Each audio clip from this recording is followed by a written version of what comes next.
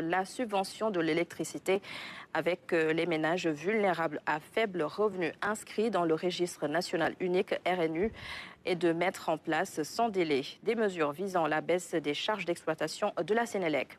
En outre, avant de le féliciter ainsi que ses équipes, le Premier ministre a demandé au ministre de l'Énergie, du Pétrole et des Mines de lui soumettre un plan pour la réduction des pertes non techniques afin de mettre fin à la fraude d'électricité.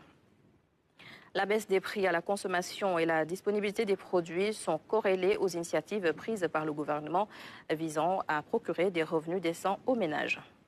Suivi du plan de redressement économique et social et agenda.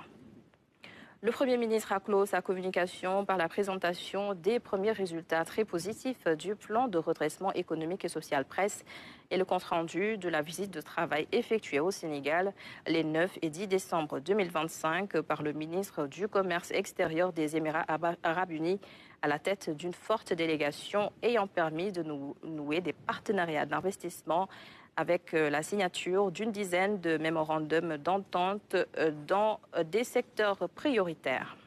Au titre des communications des ministres.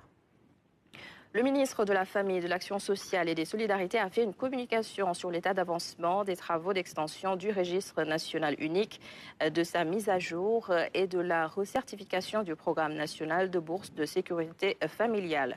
Le ministre de l'Industrie et du Commerce a présenté une communication sur la situation du marché et la commercialisation des denrées agricoles et alimentaires.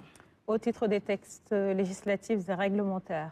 Le Conseil a examiné et adopté le projet de décret modifiant le décret numéro 2019-413 du 30 janvier 2019 portant création du Centre de formation judiciaire CFJ et fixant ses règles d'organisation et de fonctionnement. Et au titre des mesures individuelles.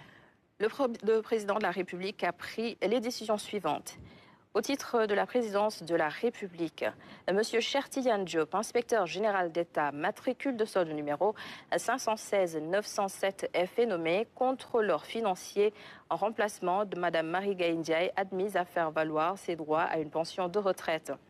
Au titre de la primature, Mme Fatoumata Mbaye, planificateur, matricule de solde numéro 607-025J, est nommé directeur des ressources humaines à la primature. Monsieur Sidi Mohamed Fall, ingénieur en informatique, matricule de solde numéro 518-226, est fait nommé directeur des systèmes d'information à la primature. Au titre du ministère de la Justice, monsieur Idriss Sow, inspecteur deuxième classe, premier échelon de l'administration pénitentiaire, matricule de solde